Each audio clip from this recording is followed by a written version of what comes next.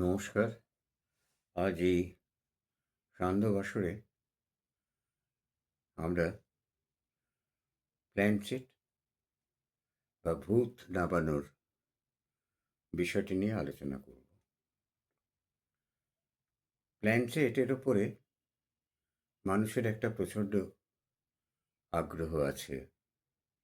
মানুষ যে কোনো বয়সে, বিশেষ করে তরুণ বয়সের ছেলেমেয়েরা প্ল্যানচেট করে আত্মা নাড়িয়ে তার কাছ থেকে অনেক কিছু জেনে নিতে চায়। কেউ ভবিষ্যৎ জানতে চায়, কেউ রাজনৈতিক স্থিতি জানতে চায়। কিন্তু প্ল্যানচেট আমাদের একটা অতি প্রিয় বিষয়। কিন্তু প্ল্যানচেট কি সত্যি আছে? এই প্রশ্নের উত্তর খুঁজে পেতে হলে আমাদের চলে যেতে হবে গুহা মানবের সময়। এই গুহা মানবের যুগে, সব যুগেই নেতৃত্ব দেন যারা, তারা দলের অন্যান্যদের থেকে বুদ্ধিমান হন এবং তারা নিজেদের আত্মপক্ষ সমর্থনে এমন একটা বিষয় তৈরি করেন যা ধরাছোঁয়ার বাইরে। তো সেই সময়কার যারা গোষ্ঠীপতি ছিলেন, যারা এই সাধারণ মানুষকে শাসন করবেন বা আহ, তখন শোষণ করার বিশেষ সুযোগ ছিল না, তাও তো তারা একদল মানুষের সঙ্গে সম্পর্ক রাখতেন যাদের ভাবা হতো যাদের মধ্যে কোনো অতিপ্রাকৃত ক্ষমতা আছে, সুপারন্যাচারাল পাওয়ার, অতিপ্রাকৃত কোনো ক্ষমতা আছে। এরা জন্তু জানোয়ারের চামড়া ছাড়িয়ে যে মাংস বার করে নেওয়ার পর চামড়া শুকিয়ে তাই দিয়ে মুখোশ তৈরি করে সেটা পরে নাচত, নানা উৎকট অঙ্গভঙ্গি করত, আর মানুষকে বোঝাতো যে অতিপ্রাকৃত শক্তি তার উপরে ভর করছে, ফলে সে যা বলবে সেটা একদম মিথ্যে হতেই পারে না। ঈশ্বর ঈশ্বর কথা বলছেন তার ভেতর দিয়ে। তখন অবশ্য ঈশ্বর কনসেপ্টটা এত প্রচণ্ডভাবে ছিল না। সে যাই হোক, তো মানুষ এই জায়গাটাকে মেনে নিতে হবে, প্ল্যানচেটকে মেনে নিতে হলে। তো প্ল্যানচেটে যে প্রেতাত্মাকে নামানো হয়, তাহলে প্রেতাত্মার অস্তিত্ব যদি আমরা অস্বীকার করি, তাহলে প্ল্যানচেটের আর কোনো অস্তিত্ব থাকে না। আমাদের আগে দেখতে হবে যে প্রেতাত্মার অস্তিত্ব আছে কিনা। যদি না থাকে তাহলে প্ল্যানচেট হয় না। আর প্ল্যানচেট করে একজন মৃত্যুর পরে একজন আত্মা সর্বজ্ঞ হয়ে যাবে, এটাও যুক্তিসঙ্গত নয়। আমি মানে যদি আমাদের শাস্ত্রগুলোকে যদি পর্যালোচনা করি, তারা যেটা বলেছেন দেখি, তাহলে মৃত্যুর সময় আমি যতদূর পর্যন্ত জ্ঞান আমার আছে সেইটুকু জ্ঞানই আমার পরলোকে গিয়েও থাকবে। আমি একদম ভবিষ্যৎদ্রষ্টা মহাঋষি দুর্বাসা হয়ে যাব না। আমি কিছুই মানে ভবিষ্যৎ একদম বলে দিলাম, সব দেখতে পাচ্ছি। অমুক হবে, অমুক জায়গায় তোর বিয়ে হবে, তমুক জায়গায় তোর চাকরি হবে না, এটা সম্ভব না। এখান থেকেই প্ল্যানচেটের ওই মানে কী বলবো, ছলনাটা ধরা যায়। তো প্ল্যানচেট যদি যে আত্মাকে নামানো হলো, সেই আত্মা সর্বজ্ঞ হয়ে যায় না, কারণ মৃত্যুর পরে তার সর্বজ্ঞ হয়ে যাওয়ার কোনো সম্ভাবনা নেই। যদি তার আদৌ অস্তিত্ব থেকে থাকে, প্রথমত অস্তিত্বে আমি নিজে সন্দিহান, এখানে কোনো অস্তিত্ব আছে বলে মনে হয় না। আমি প্ল্যানচেটের জায়গায়, বহু জায়গায় গেছি এবং সব জায়গাতেই যে তারা যে সমস্ত কথাগুলো বলেছেন, সেই কথাগুলো আমি যে প্রশ্নের উত্তর জানি না, সে প্রশ্নের উত্তর তারা দিতে পারেননি। অনুমান ভিত্তি করে তারা কথা বলেন। কলেজ স্ট্রিটেও একটি প্ল্যানচেটের বড় আসর ছিল একসময়। সে যাই হোক, তো এইখানকার যে ভূত যে নামানো হয়, আবার ভর হয় কারো কারোর ওপরে। কেউ কেউ আবার স্লেট পেন্সিল বা কাগজ পেন্সিলে না লিখে, টেপায়া টেবিলে বৈঠক না করে কেউ কেউ করেন, তার উপরে সরাসরি ভর হচ্ছে। ভর হয়ে তার তার গলা দিয়ে বলে দিচ্ছে, প্রেতাত্মা তো ভোকাল স্যাক নেই, কণ্ঠস্বর নেই, তাহলে সে তাকে বলে দিচ্ছে এই জিনিসগুলো হবে, এটা করলে এই হবে, ওটা করলে ওই হবে, কিন্তু কি করে হচ্ছে? এই প্রেতাত্মা কোথায় আছে আর তাকে আমি নামিয়ে আনবই বা কী করে? মাধ্যম, কেউ কেউ নাকি জন্মসূত্রে খুব ভালো মাধ্যম হন। তো তাই যদি হয়, তাহলে কি তাদের গুণাগুণ? তারা তো তাহলে নিজেরা পূর্বপুরুষের আত্মা, তো সব তাদের মতে আত্মা সর্বজ্ঞ। তাহলে পূর্বপুরুষের আত্মা নামিয়ে এনে তারা সব কিছুই জেনে নিতে পারেন। তা তো পারেন না। তাহলে এই আত্মা নামিয়ে আনা ব্যাপারটা তাহলে আমরা ঠিক দেখছি না। ঠিক বলে মনে করার কোনো কারণ নেই। কারণ আত্মার অস্তিত্ব সম্বন্ধে একটা সন্দেহ থেকেই যাচ্ছে যে মৃত্যুর পরে কোনো আত্মার অস্তিত্ব থাকে কিনা। থাকে না বলেই আমার ধারণা। আচ্ছা, কারণ আজ অবধি কোনো মানুষ ভূত আত্মা দেখেনি। অমুকের অমুক ভূত দেখেছে।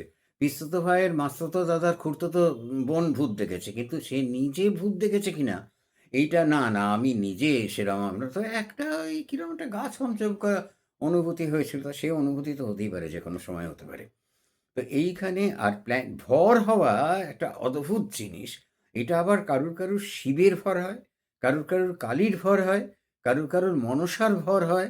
এরকম নানা রকম ভরের ক্লাসিফিকেশন আছে। বিভিন্ন জায়গায় মন্দিরতলাগুলোতে এই উত্তর কলকাতায় একটি মন্দির ছিল বঙ্গালীতলা বলে।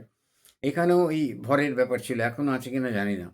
তো সেই যে ভর যে হতো, সেখানে কিছুক্ষণ পরে সে মাথা নাড়ানো যেটা শুরু করতো, যার উপরে ভর হয়েছে, সেটা কোনো সুস্থ মানুষের উপর মানুষ করতে পারে বলে মনে হয় না। মাথা চালা বলে একে, সেটার ঘাড়ে শীত ছিঁড়ে যাবে। তাহলে এখানে একটা প্রশ্ন আসে, তাহলে সে করছে কিভাবে? উত্তর একটাই, সেলফ হিপনোটিজম।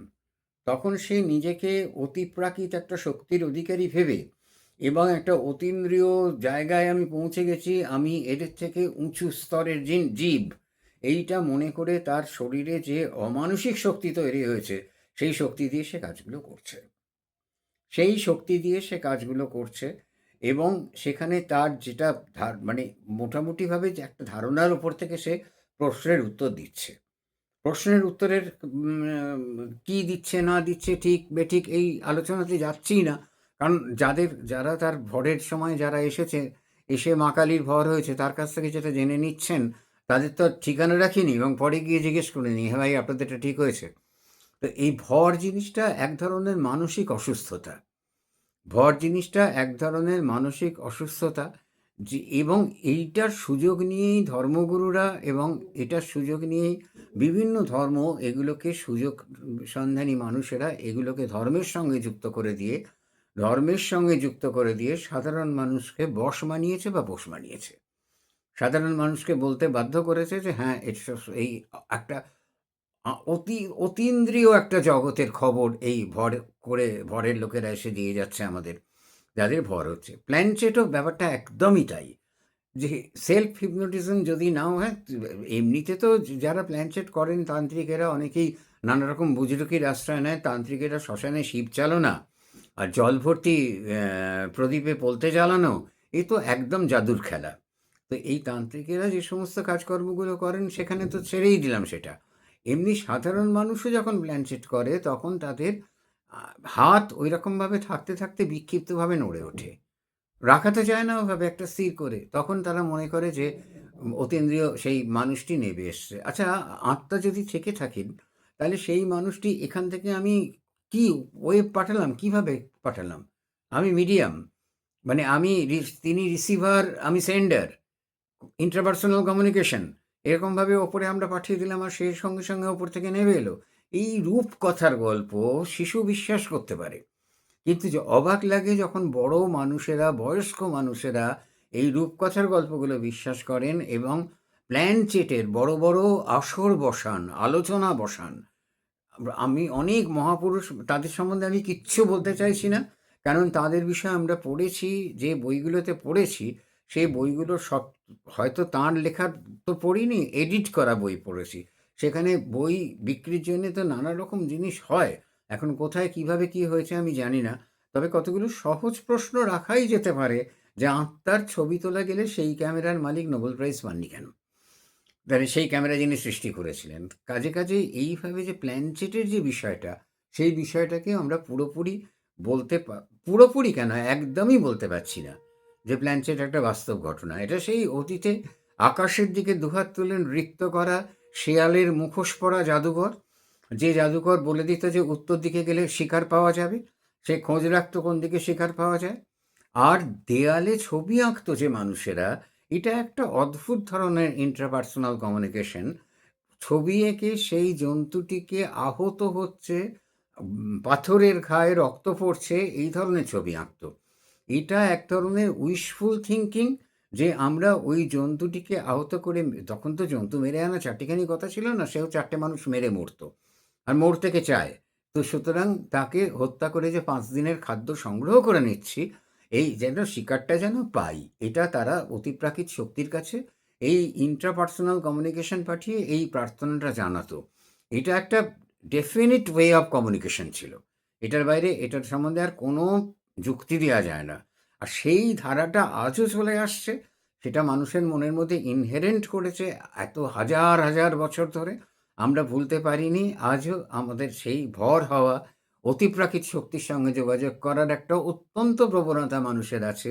কারণ মানুষ তার নিজের শক্তিতে সমস্ত অসুবিধে ক্ষয় করতে পারে না। সমস্ত অসুবিধে অপ্রাপ্তির একটা বোধ তার ভেতর সারা জীবন থেকেই যায়। সে তখন মনে করে এই অতিপ্রাকৃত শক্তির সঙ্গে সংযোগ করে তার দ্বারা আমি এই অবসৃষ্ট অবস্থার থেকে আমি তার দ্বারা মানে আদিষ্ট হয়ে আমি এই যে চারিদিকে যে অবস্থা হয়েছে আমার, এখান থেকে আমি মুক্তি পাবো। এটা মুক্তি পাওয়ার একটা চেষ্টা, তার বেশি কিচ্ছু না। কিন্তু অতিপ্রাকৃত, অলৌকিক, অতিলৌকিক, প্রেতলৌকিক কোনো শক্তি থাকার কথা নয়, সম্ভবত নেইও। কেননা এরকম শক্তির সঙ্গে আমাদের কোনো পরিচয় বাস্তব জগতে কারুর হয় না। আমরা শুধু শুনি আর কিছু, কিছু পড়ি। নমস্কার।